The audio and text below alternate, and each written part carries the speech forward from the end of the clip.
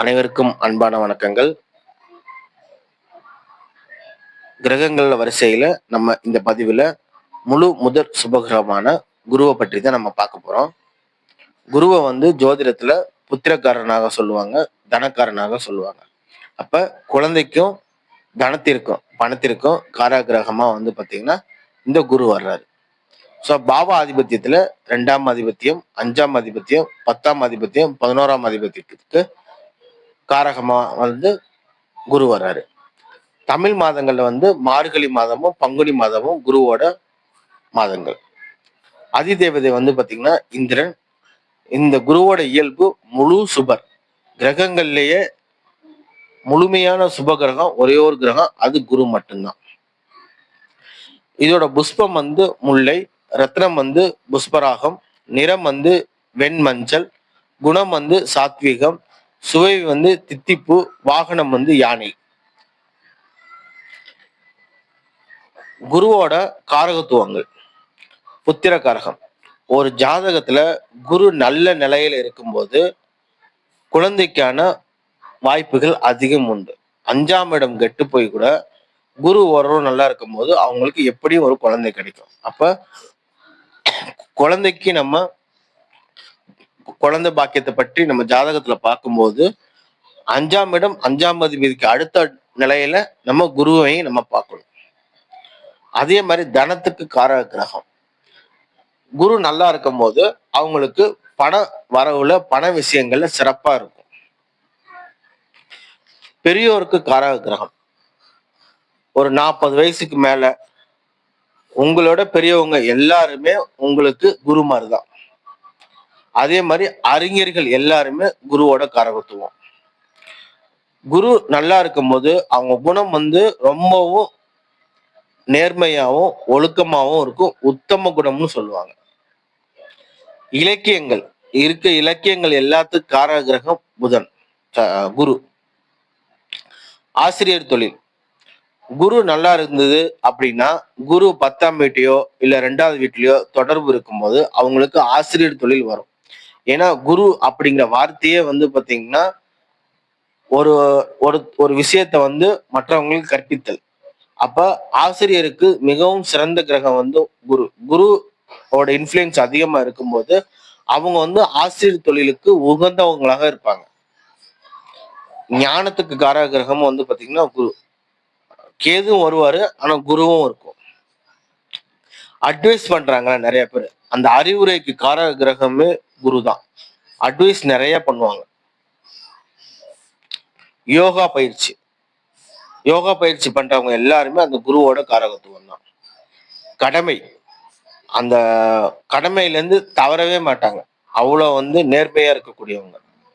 புகழுக்கு இயங்குவாங்க. மற்றவங்களுக்கு ஆலோசனை சொல்றதுமே குரு தான். உங்க சமூகத்திலேயோ நீங்க இருக்கிற இடத்துலயோ ஒரு செல்வா கூட இருக்கணும்னா குரு நல்லா இருக்கணும். ஒரு உயர்ந்த அந்தஸ்துக்கு வர்றதுக்குமே குரு நல்லா இருக்கணும். உங்களுடைய வம்சம், அந்த குலம்னு சொல்லுவாங்களா, அது நல்ல செழிப்பா இருக்கிறதுக்கு ஜாதகத்துல குரு நல்லா இருக்கணும்.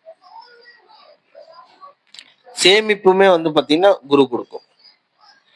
அதுல தான தர்மம் பண்றதுக்குமே குரு சப்போர்ட் பண்ணும். தெய்வங்கள் வழிபாடு, அதுலயும் முக்கியமா சிவ வழிபாடு எல்லாமே பாத்தீங்கன்னா இந்த குருவை குறிக்கும். தீர்த்த யாத்திரை போறது, புனித நீர், இந்த மாதிரி இடத்துக்கு போறது எல்லாமே அந்த குரு நல்லா இருக்கவங்க போவாங்க.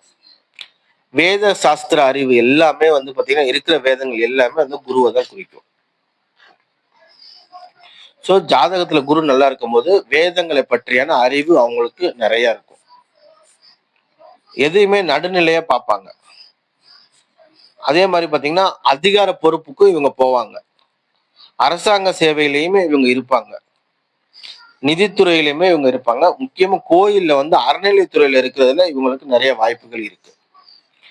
இப்ப குருவோட தொழில்கள் வரும்போது நீதிபதி, வக்கீல், பேராசிரியர்கள், அர்ச்சகர், மதபோதகர், சொற்பொழிவாளர், மருத்துவம், வட்டி தொழில், கல்வி அமைச்சர், வங்கி மேலாளர், ராஜகுரு, ஆன்மீகத்துறை, வேத நூல் விற்பனை, ஜோதிடம், உயிர் காப்பீடு, இன்சூரன்ஸ், பொருளாதாரம், யோகா, இது எல்லாமே வந்து அதே மாதிரி இனிப்பு சம்பந்தமான கடை வியாபாரம், இது எல்லாமே வந்து பாத்தீங்கன்னா குருவோட தொழில்கள். இது நல்லா இருக்கு. இந்த 10ஆம் வீட்டோடயோ 2ஆம் வீட்டோடயோ இவங்க தொடர்புல இருக்கும்போது, இல்ல லக்னாதிபதியா வரும்போதே இது வந்து பாத்தீங்கன்னா அந்த தொழில பண்றதுக்கு நிறைய சப்போர்ட் பண்ணும். ஒருவேளை குரு வந்து பாத்தீங்கன்னா 6ஆம் அதிபதி ஆகி 6ஆம் வீட்டு தொடர்பு 8ஆம் வீட்டு தொடர்பு வரும்போது ஞாபக மருதி, மூளை கோளாறு, காதுகள்ல பாதிப்பு, குடல் புண்ணு, மஞ்சக்காமலை, கல்லீரல் நோய், சர்க்கரை நோய், வாயு கோளாறு, கொழுப்பு, உடல் பருமன், பூச்சிகளால பாதிப்பு, பெரியோர்கள் சாபத்தால பாதிப்பு. ஸோ இந்த மாதிரியான விஷயங்கள்ல ஆட்கொள்ளக்கூடக்கூடிய பிரச்சனைகள் இருக்கு. ஸோ குரு வீக்கா இருக்கும் போதோ இந்த மாதிரியான நோய்கள் வர்றதுக்கு வாய்ப்புகள் இருக்கு. அப்ப கண்டிப்பா ஒரு ஜாதகத்துல குரு நல்லா இருக்கணும். குருவோட ஆட்சி வீடுகளா வந்து பாத்தீங்கன்னா தனுசு மீனமும் வரும். குருவோட உச்ச வீடு வந்து பாத்தீங்கன்னா கடகத்துல, நீச வீடு வந்து பாத்தீங்கன்னா மகரத்துல.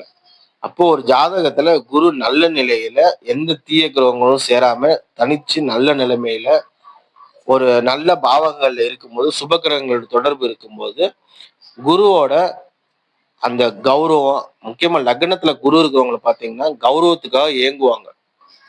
முதல்ல அவங்க எது எல்லாத்தையுமே வந்து ஒரு கடமையா ஸ்டேட்டஸ் ஒரு ஒரு ஒரு ப்ரொசீஸோட பண்ணணும்னு நினைப்பாங்க. ஒரு ஒழுக்கத்தை கொடுக்கணும். இப்ப கண்டிப்பா வந்து குரு ஒரு ஜாதகத்தில் நல்லா இருக்கணும். குரு நல்லா இருக்கும்போது நல்ல குழந்தை பாக்கியமும், பணம் தட்டுப்பாடு இல்லாமையும், நல்ல கௌரவமாவும் அந்தஸ்தான வாழ்க்கையை வந்து அந்த குரு உங்களுக்கு கொடுப்பாரு. ஓகே நண்பர்களே, மீண்டும் அடுத்த பதிவில் சந்திப்போம். நன்றி, வணக்கம்.